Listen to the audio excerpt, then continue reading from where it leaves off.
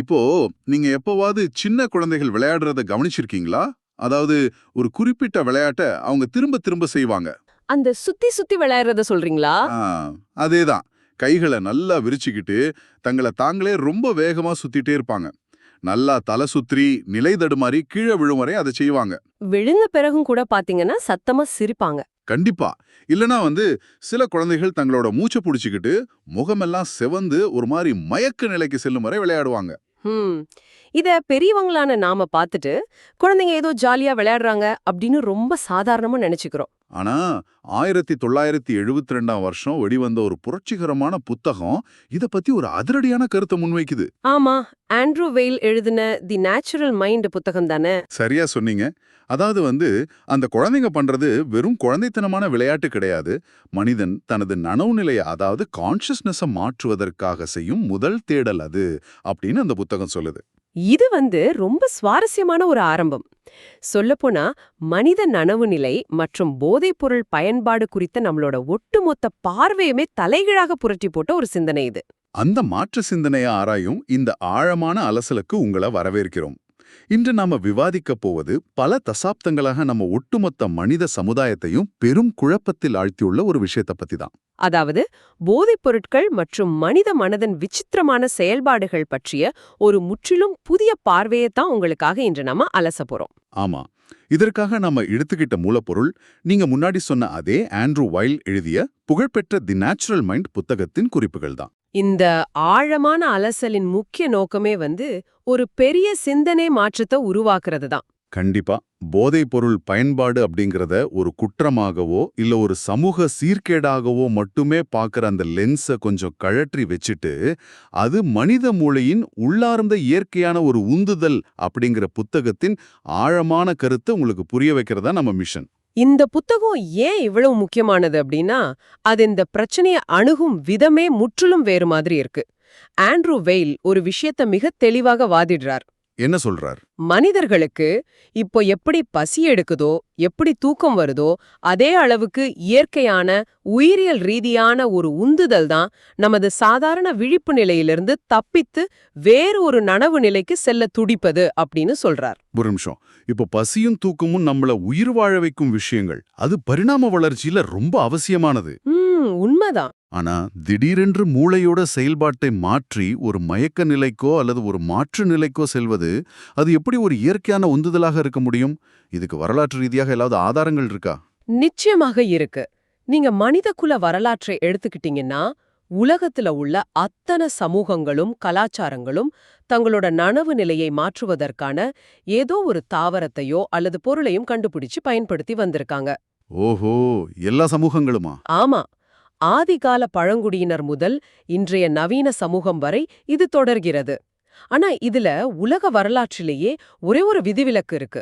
அட, அது எந்த சமூகம்? அது எஸ்கிமோக்கள் மட்டுமே. எஸ்கிமோக்களா? அது எப்படி? அவங்களுக்கு மட்டும் அந்த உள்ளார்ந்த உந்துதல் இல்லையா என்ன? உந்துதல் கண்டிப்பா இருந்தது, ஆனா அவங்களுக்கு வாய்ப்பில்ல. அவங்க வாழும் அந்த உறைபனி நிலப்பரப்புல போதை தரக்கூடிய எந்த ஒரு தாவரத்தையும் அவங்கனால வளர்க்கவும் இல்ல கண்டுபிடிக்கவும் முடியல. ஓ, இயற்கை அவங்கரித்தளித்து நிறுத்தி இருந்தது அப்படின்னு சொல்றீங்க. சரியா சொன்னீங்க. ஆனா பாருங்க, வெள்ளையர்கள் எப்போது அங்க சென்று மதுபானங்களை அவங்களுக்கு அறிமுகப்படுத்தினாங்களோ, உடனடியாக எஸ்கிமோக்கள் அது அதிக அளவில் பயன்படுத்த தொடங்கிட்டாங்க. அப்படியா? இதுல இருந்து நாம என்ன புரிஞ்சுக்கலாம்? இது நமக்கு உணர்த்தும் பாடம் என்னன்னா, எந்த ஒரு மனித சமுதாயமும் தங்களோட சாதாரண விழிப்பு நிலையில மட்டுமே முழுமையாக திருப்தி அடைவதில்லை. மூளைக்கு அப்பப்போ ஒரு ரீசெட் தேவைப்படுது. ஓஹோ. சாதாரண தர்க்கரீதியான சிந்தனைகளிலிருந்து விடுபட்டு வேறொரு அனுபவத்தை தேடும் உந்துதல் மனிதனோட மரபணுவிலேயே பதிவாகி இருக்கு. இது கேட்பதற்கு ரொம்பவே வித்தியாசமா இருக்கு. ஆனா ஆரம்பத்துல நான் சொன்ன அந்த குழந்தைகளோட விளையாட்டு இதனோட ரொம்ப சரியா பொருந்தி போகுது. ஆமா, குழந்தைகள் எந்த சமூக கட்டுப்பாடுகளும் இல்லாம ரொம்ப இயற்கையாகவே செயல்படுறாங்க இல்லையா? கண்டிப்பா. தலை சுற்றல் மூலமாகவோ இல்ல மயக்கத்தின் மூலமாகவோ சாதாரண நிலையில இருந்து மாறி ஒருவித மிதக்கும் நிலையை அடைவது அவங்களுக்கு ரொம்ப மகிழ்ச்சியை தருது. பெரியவர்களான நாம இத பார்த்து பயப்படலாம். ஆனா குழந்தைங்களுக்கு அது ஒரு ஆழமான திருப்தியை தருது. உண்மைதான். ஆனா வளர வளர என்ன ஆகுது? வளர வளர இப்படி செய்யாத, இது ரொம்ப ஆபத்து அப்படின்னு சொல்லி சமூகத்தோட அழுத்தத்தினால இந்த விளையாட்டுகள் எல்லாம் மறைக்கப்படுது. சரியா சொன்னீங்க. விளையாடுகள் மறைக்கப்படுதே தவிர, அந்த உள்ளார்ந்த உந்துதல் எப்பவுமே மறைவதில்ல. அது மனிதர்களுக்குள்ளேயே அப்படியே உறங்கிக் கொண்டிருக்கிறது. ம் அப்புறம் 10 பருவத்திலோ அல்லது பெரியவர்களான பிறகோ மீண்டும் அந்த உணர்வை அடைய வேண்டும் அப்படின்னு ஆசை வரும்போது அவங்க வேதியியல் பொருட்களை நாடி செல்றாங்க. சரி. இப்போ நீங்க சொல்றத வச்சு பார்த்தால் இது மனிதனுக்கு மிகவும் இயற்கையான ஒரு குணம். ஆனா அப்படின்னா ஏன் ஒட்டுமொத்த உலகமும் போதைப் பொருட்களை இவ்ளோ கடுமையாக எதிர்க்கிறாங்க? அது ஒரு நல்ல கேள்வி. ஏன் இவ்ளோ சட்டங்கள், பயம், போலீஸ் தடைகள்? இது நம்ம பார்வையில உள்ள ஒரு உணர்ச்சி வசப்பட்ட சார்புகளை, அதாவது எமோஷனல் பயாஸ் அத காட்டுதா? 100க்கு 100% ஆமா. போதைப் பொருட்கள் குறித்த விவாதங்கள்ல பாத்தீங்கன்னா, எந்த ஒரு முடிவும் அறிவியலின் அடிப்படையில மட்டும் எடுக்கப்படுவதில்ல. சமூகம் ரொம்ப உணர்ச்சி வசப்பட்டதான் பல முடிவுகள் எடுக்குது. அதாவது ஒரு வேல்யூ ஜட்ஜ்மெண்ட் பண்றாங்க. ஆமா, வெயில் இத மிக அழகாக சுட்டி காட்டுகிறார். உதாரணத்துக்கு மதுபானத்தை எடுத்துக்கோங்க. நமது சமூகம் மதுபானத்தை ஒரு சமூக உறவுக்கான பானமாகவோ அல்லது ஒரு கொண்டாட்டத்தின் தவிர்க்க முடியாத அங்கமாகவும் ஏத்துக்குது. ஆமா, கல்யாணம், பார்ட்டி அப்படின்னா அது ஒரு கலாச்சாரமாகவே மாறிடுச்சு இப்போ. ஆனா கஞ்சா போன்ற மற்ற பொருட்களை கடுமையாக எதிர்க்கிறாங்க. அத சட்டம் போட்டு தடுக்கறாங்க. இப்போ மருத்துவ ரீதியாக பார்த்தால் இதுல என்ன பெரிய வித்தியாசம் இருக்கு? மதுபானம் பாதுகாப்பானதா என்ன? அதுதான் இங்குள்ள மிகப்பெரிய முரண்பாடே. மருத்துவ ரீதியாகவும் சரி, நரம்பியல் ரீதியாகவும் சரி, கஞ்சாவை விட மதுபானம் தான் மனித உடலுக்கும் மூளைக்கும் அதிக ஆபத்தை விளைவிக்கக்கூடியது. பல ஆய்வுகளும் வெயிலின் குறிப்புகளும் இதை மிக தெளிவாக விளக்குது. அட, மதுபானம் என்பது நமது நரம்பு மண்டலத்தின் செயல்பாட்டை நேரடியாக குறைக்கும் ஒரு டிப்ரெசன்ட். அதிக அளவில் உட்கொள்ளும்போது அது மூளையின் அடிப்படை செயல்பாடுகளை நிறுத்தி மரணத்தை கூட ஏற்படுத்தலாம். கண்டிப்பா. மதுபோதையினால் ஏற்படும் வன்முறைகள், ரோட்ல நடக்கிற விபத்துகள் ஏராளம் பார்க்கிறோம். ஆமா, ஆனா கஞ்சாவினால் நேரடியாக அப்படிப்பட்ட மரணங்கள் நிகழ்ந்ததாக மருத்துவ பதிவுகளே இல்ல. ஆனாலும் பாருங்க, நாம மதுவை சட்டபூர்வமா அங்கீகரிச்சுட்டு கஞ்சாவை ஒரு கொடிய அரக்கனாக பாக்குறோம். அதாவது சமூகம் தனக்கு பிடித்த ஒரு போதையை அங்கீகரித்து விட்டு தனக்கு பழக்கமில்லாத அல்லது பயத்தை தரும் மற்றொன்றை தடை செய்கிறது. அப்படித்தானே? சரியா பிடிச்சீங்க. இத அறிவியலை விட கலாச்சார பழக்க வழக்கங்களை தான் அடிப்படையாக கொண்டிருக்கு. ஆனா இதையெல்லாம் விட வெயில் முன்வைக்கும் மிகப்பெரிய சிந்தனையை தூண்டும் தத்துவார்த்த உண்மை ஒன்னு இருக்கு. அது என்ன உண்மை? நாம தேடுற அந்த போதை அல்லது ஹை அப்படிங்கிறது நாம உட்கொள்ளும் அந்த பொருளுக்குள் இல்ல, அது மனித மூளைக்குள்ளேயே தான் ஏற்கனவே இருக்கு. அந்த வேதியியல் பொருட்கள் எல்லாம் வெறும் தூண்டுதல்கள் மட்டுமே. ஒரு நிமிஷம். இதை நான் கொஞ்சம் தீவிரமா எதிர்க்க விரும்புறேன். சொல்லுங்க. அந்த பொருளுக்குள்ளேயே போதை இல்ல, எல்லாமே என் மூளைக்குள்ள தான் நடக்குது அப்படின்னா, அப்புறம் ஏன் மக்கள் சட்டவிரோதமான உயிருக்கே ஆபத்தான ரசாயனங்களை தேடி இவ்வளவு விரித்தனமாக ஓடுறாங்க? என் மூளைக்குள்ளேயே அந்த மாயா அறை இருக்கு, போதைங்கிற அனுபவம் என் நரம்பு மண்டலத்துக்குள்ள தான் இருக்கு அப்படின்னா, நான் ஏன் இப்ப சும்மா உட்காந்துக்கிட்டே அந்த அறைக்குள்ள போக முடியல? நான் ஏன் ஒரு வேதியியல் பொருளை தேடி அலையணும்? இது ஒரு மிகச்சிறந்த கேள்வி. இப்போ மனித மூளை அப்படிங்கிறது ஒரு பாதுகாப்பான பெட்டகத்தை போன்றது. பரிணாம வளர்ச்சி நமது அன்றாட பிழைப்புக்காகவும் ஆபத்துகளை உடனே உணர்வதற்காகவும் நமது மூளையை எப்பவுமே ஒரு சாதாரண விழிப்பு நிலையில வைத்திருக்கவே விரும்புது. ஓ, அதனால அந்த மாய அறைக்கு செல்லும் கதவை அது இறுக பூட்டி வச்சிருக்கு. ஆமா, அப்போதான் உங்களால வேலைக்கு செல்ல முடியும், வண்டி ஓட்ட முடியும், தர்க்க ரீதியாக சிந்திக்க முடியும். அந்த வேதியியல் பொருட்கள் எல்லாம் என்ன செய்யுதுன்னா, மூளையோட அந்த தடுப்புகளை அடித்து உடைத்து அந்த மாயா அறைக்குள் உங்களை வலுக்கட்டாயமாக தள்ளுது. ஓஹோ, இப்ப எனக்கு புரியுது. அதாவது போதைப் பொருள் அப்படிங்கிறது வெறும் சாவி மாதிரி. ஆமா, ஆனா நாம் அனுபவிக்கும் அந்த விசித்திரமான மாயாஜால அறை நம் மனதிற்குள்ளேயே தான் இருக்கு. அந்த பூட்டி அறையை திறக்கத்தான் அவங்க அந்த சாவியை தேடுறாங்க. மிக அருமையான ஒப்பீடு. 100க்கு 100 உண்மை. அந்த சாவி அந்த மாய அறையை திறப்பதற்கான ஒரு கருவி மட்டுமே. அந்த அறையின் அனுபவங்கள், நிறங்கள், உணர்வுகள் அத்தனையும் நமது சொந்த நரம்பு மண்டலத்திற்குள் ஏற்கனவே இருப்பவைதான். அப்போ அந்த வேதியியல் பொருளை ஏன் அவ்வளோ ஸ்பெஷலா நினைக்கிறாங்க? அங்கதான் மாயையே இருக்கு. வெயில் இத ஆக்டிவ் பிளசீபோ அப்படின்னு சொல்றார். அதாவது மக்கள் அந்த அபாரமான அனுபவம் அந்த வேதியியல் பொருளிலிருந்து தான் நேரடியாக வருது அப்படின்னு முழுமையாக நம்பத் தொடங்கிடுறாங்க. ஓ, அவங்க அந்த சாவியே மாய அறைன்னு நினைச்சுக்கிறாங்க. ஆமா, இதனால் அந்த சாவியின் மீது ஒரு அதீத நம்பிக்கையும் பிணைப்பும் ஏற்படுது. அதுவே பின்னால அடிமைத்தனமாக, அதாவது அடிக்ஷனாக மாறுது. இது உண்மையிலேயே மிகப்பெரிய ஒரு திறப்பு. சரி, இப்ப அந்த அறை நம் மனதிற்குள்ளே இருக்கு, சாவியும் நம்மிடம் கிடைத்து விட்டதென்றே வைத்துக்குவோம். ஆனா தினமும் அந்த சாவியை பயன்படுத்தி உள்ள போயிட்டே இருந்தா என்ன ஆகுது? அந்த அறைக்குள் பாதுகாப்பாக சென்று வர என்ன வழி? ஏதோ ஒரு கட்டுப்பாடு வேணும் இல்லையா? கண்டிப்பா வேணும். அங்குதான் பழங்குடி மக்கள் பின்பற்றும் பாரம்பரிய சடங்குகளின் அவசியம் நமக்கு தேவைப்படுது அப்படின்னு வெயில் சொல்றார் இல்லையா? சரியா கணிச்சிங்க. இத புரிஞ்சுக்கொள்ள நாம அமேசான் காடுகள்ல வாழும் பழங்குடியினரை பார்க்கணும். அவங்க அயவாஸ்கா போன்ற பலவிதமான மிகவும் சக்தி வாய்ந்த போதை தரக்கூடிய தாவரங்களை பயன்படுத்துறாங்க. அந்த அயவாஸ்காலாம் ரொம்ப பவர்ஃபுல்னு கேள்விப்பட்டிருக்கேன். ஆமா, அந்த பொருட்கள் நமது நவீன நகரங்களில் கிடைக்கும் பல ராசாயனங்களை விட பல மடங்கு சக்தி வாய்ந்தவை. ஆனா நவீன நகரங்கள்ல நாம பார்க்கும் எந்த விதமான சீரழிவும், வீதியில் விழுந்து கிடப்பதும், போதைக்கு அடிமையாகி வாழ்க்கையை தொலைப்பதும் அங்க நடக்கிறதே இல்ல. அது ஏன் அவ்வளோ பவர்ஃபுல் பொருளை பயன்படுத்தியும் எப்படி அவங்க சரியா இருக்காங்க? அதற்கு காரணம் அவங்களோட சடங்குகள் தான். சடங்குகள்னா இப்போ மந்திரம் சொல்றது, மத ரீதியான பூஜைகள் செய்வது போன்ற விஷயங்களை சொல்றீங்களா? அது எப்படி நரம்பியல் ரீதியாக ஒருவரை காப்பாற்றும்? இல்ல. இங்கே சடங்கு அப்படிங்கிறது வெறுமனே ஒரு மத சம்பிரதாயம் கிடையாது. சடங்கு என்பது ஒரு உளவியல் ரீதியான கட்டமைப்பு, ஒரு முறையான வழிகாட்டுதல் மற்றும் கட்டுப்பாடு. ஓஹோ, சைக்காலஜிக்கல் ஸ்ட்ரக்சர் அப்படின்னு சொல்றீங்க. ஆமா, அமேசான் காடுகள்ல ஒருவன் நினைத்த நேரத்திலெல்லாம் அந்த போதைப் பொருளை பயன்படுத்த முடியாது. அதற்கென்று ஒரு குறிப்பிட்ட நேரம் இருக்கு, குறிப்பிட்ட பருவகாலம் இருக்கு. ஒரு மூத்த வழிகாட்டியின் முன்னிலையில்தான் அதை பயன்படுத்தணும் அப்படிங்கிற உறுதியான விதி இருக்கு. அப்புறம் எந்த நோக்கத்திற்காக அதை பயன்படுத்துகிறோம் அப்படிங்கிற தெளிவும் அவங்களுக்கு இருக்கு இல்லையா? ஆமாம். அதாவது இப்போ செவ்வாய்க்கிழமை ஈவினிங் வேலை முடிந்து சோர்வாக இருக்கும்போதோ அல்லது ஏதோ காதல் தோல்வியின் சோகத்திலோ அவங்க அதை பயன்படுத்த மாட்டாங்க. ஒரு குறிப்பிட்ட சமூக அல்லது ஆன்மீக தேவைக்காக மட்டுமே பயன்படுத்துறாங்க. துல்லியமாக சொன்னீர்கள். இந்த சடங்குகள் தான் மூளையின் டோபமைன் சுழற்சியை கட்டுப்படுத்துது. அந்த பொருளின் எதிர்மறை விளைவுகளிலிருந்து மனிதர்களை காக்கும் ஒரு கவசமாக செயல்படுது. இது ஒரு பாதுகாப்பான எல்லையை வகுக்குது. ஆனா நவீன சமூகம் என்ன செஞ்சது? நான் இதை இப்படி பார்க்கிறேன். முறையான சடங்குகள் அல்லது கலாச்சார வழிகாட்டுதல் இல்லாமல் ஒரு அதீத போதைப் பொருளை பயன்படுத்துவது என்பது ஸ்டியரிங் வீல் மற்றும் பிரேக் இல்லாத ஒரு ரேஸ்காரை ஓட்டுவதற்கு சமம். அருமையான உதாரணம். நீங்க எவ்வளவுதான் வேகமாக சென்றாலும் கண்டிப்பாக விபத்து நடக்கும். அந்த பிரேக்கும் ஸ்டீரிங்கும் தான் நீங்க சொல்ற அந்த சடங்குகள்.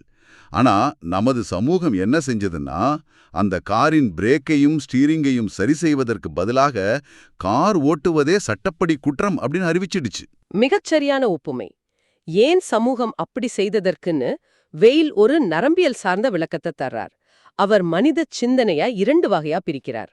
என்னென்ன வகைகள்? ஒன்னு நேரான சிந்தனை, அதாவது ஸ்ட்ரெயிட் திங்கிங்.